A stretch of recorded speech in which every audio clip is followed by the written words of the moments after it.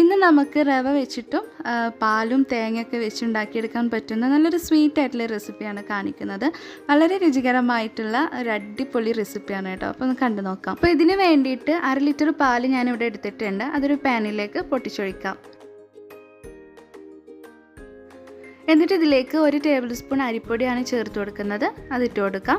അതോടൊപ്പം തന്നെ മധുരത്തിനനുസരിച്ച് നമുക്ക് പഞ്ചസാരയോ അല്ലെങ്കിൽ മിൽക്ക് മെയ്ഡോ ചേർത്ത് കൊടുക്കാം. എന്നിട്ട് കട്ടയൊന്നും ഇല്ലാതെ തന്നെ നന്നായിട്ട് അങ്ങ് മിക്സ് ചെയ്തിട്ട് എടുക്കുക. അതിനുശേഷം നമുക്കിതൊന്ന് തിളപ്പിച്ചെടുക്കണം. അപ്പോൾ ഇതിപ്പോൾ ഇവിടെ തിളച്ച് വരുന്നുണ്ട്. 1-2 മിനിറ്റ് ഒന്ന് തിളപ്പിച്ച് കഴിഞ്ഞാൽ നമുക്കിത് തീ ഓഫ് ചെയ്യാം. ഇത്രയും മതി. ഇനി നമുക്കിത് തീ ഓഫ് ചെയ്തിട്ട് അടച്ചു വെക്കാം. ഇനി മറ്റൊരു ബൗൾ എടുത്തിട്ട് അതിലേക്ക് നമുക്ക് 2 മുട്ട പൊട്ടിച്ചൊഴിക്കാം.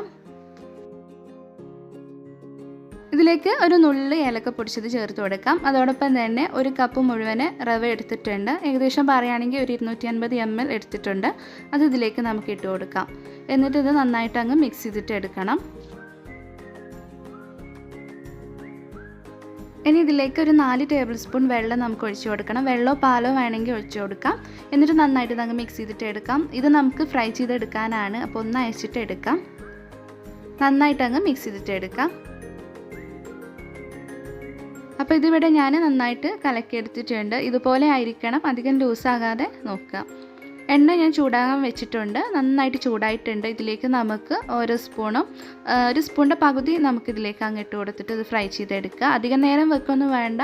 1 മിനിറ്റ് കൊണ്ട് തന്നെ നമുക്കിത് തിരിച്ചും മറിച്ചിട്ട് അങ്ങ് ഫ്രൈ ചെയ്തെടുക്കാം കേട്ടോ. അധികം ഗോൾഡൻ ബ്രൗൺ കളർ ആവേണ്ട ആവശ്യമൊന്നുമില്ല. ഇത്രയും മതി കേട്ടോ. ഇനി നമുക്കിത് എണ്ണയിൽ നിന്നും കോരിയെടുക്കാം. എണ്ണയിൽ നിന്ന് നമ്മൾ കോരിയെടുത്ത ഉടനെ തന്നെ നേരത്തെ നമ്മൾ തിളപ്പിച്ചെടുത്തിട്ടുള്ള പാലിലേക്ക് അങ്ങ് ഇട്ട് കൊടുക്കുകയാണ് ചെയ്യേണ്ടത്. പാല് ചൂടാറിയിട്ടുണ്ടെന്നുണ്ടെങ്കിൽ അത് നന്നായിട്ട് തിളപ്പിച്ച് വെക്കണം കേട്ടോ. അപ്പോൾ എല്ലാതും ഇതുപോലെ ഫ്രൈ ചെയ്തെടുത്തിട്ട് നമുക്കിതിലേക്ക് അങ്ങ് ഇട്ട് കൊടുക്കാം. ഫ്രൈ ചെയ്തെടുത്ത ഉടനെ തന്നെ ഈ ഒരു പാലിലേക്ക് ഇട്ട് കൊടുക്കാം. അതിനുശേഷം നമുക്കിതൊന്ന് നന്നായിട്ട് ഇളക്കി എടുത്തിട്ട് വീണ്ടും 1 മിനിറ്റ് ഒന്ന് തിളപ്പിച്ചെടുക്കാം. നമ്മൾ ഈ ഫ്രൈ ചെയ്തെടുത്തത് ഇതിലേക്ക് ഇട്ടില്ലേ, അപ്പോൾ അതൊന്ന് സോഫ്റ്റായിട്ട് കിട്ടണം. അതിന് വേണ്ടിയിട്ടാണ്. ഇതിപ്പോൾ ഇവിടെ തിള വരുന്നുണ്ട്. അത്രയും മതി. നമുക്കിനി തീ ഓഫ് ചെയ്ത് ഇതിലേക്ക് 1 പിടി തേങ്ങ ചിരവിയതും കൂടെ ഇട്ട് കൊടുത്തു കഴിഞ്ഞാൽ സംഗതി റെഡി. എന്നിട്ട് നന്നായിട്ടൊന്ന് ഇളക്കി കൊടുക്കുക. അതിനുശേഷം ഒരു 15 മിനിറ്റ് നമുക്കിത് മൂടി വെച്ചിട്ട് വെക്കാം. 15 മിനിറ്റിന് ശേഷം നമുക്കിത് തുറന്ന് സെർവ് ചെയ്യാവുന്നതാണ്. 15 മിനിറ്റിന് ശേഷം നമുക്കിതുപോലെ തുറന്നിട്ട് ഇത് സെർവ് ചെയ്യാവുന്നതാണ്. വളരെ ടേസ്റ്റി ആയിട്ടുള്ള നല്ലൊരു ഐറ്റമാണ് കേട്ടോ. അപ്പോൾ ഒന്ന് ട്രൈ ചെയ്ത് നോക്കുക. റവയും പാലും തേങ്ങയും വെച്ചിട്ട് ആ ഒരു തേങ്ങയും കൂടി ഇതിൻ്റെ ഒപ്പം കടിക്കുമ്പോൾ നല്ല ടേസ്റ്റാണ്. അപ്പോൾ ഒന്ന് ട്രൈ ചെയ്ത് നോക്കുക. വീഡിയോ നിങ്ങൾക്ക് ഇഷ്ടമായി എന്ന് വിചാരിക്കുന്നുണ്ട്. വീഡിയോ ഇഷ്ടപ്പെട്ടിട്ടുണ്ടെങ്കിൽ പുതുതായി നമ്മുടെ ചാനൽ ആരെങ്കിലും കാണുന്നവരുണ്ടെങ്കിൽ ഒന്ന് സബ്സ്ക്രൈബ് ചെയ്യുക. അതോടൊപ്പം തന്നെ സപ്പോർട്ട് ചെയ്യുക. പിന്നെ കമൻറ്റ് ചെയ്യുക. ഇൻഷാല്ലാ വീണ്ടും നല്ല റെസിപ്പികളൊക്കെ ആയിട്ട് അടുത്തൊരു ദിവസം കാണാം. താങ്ക്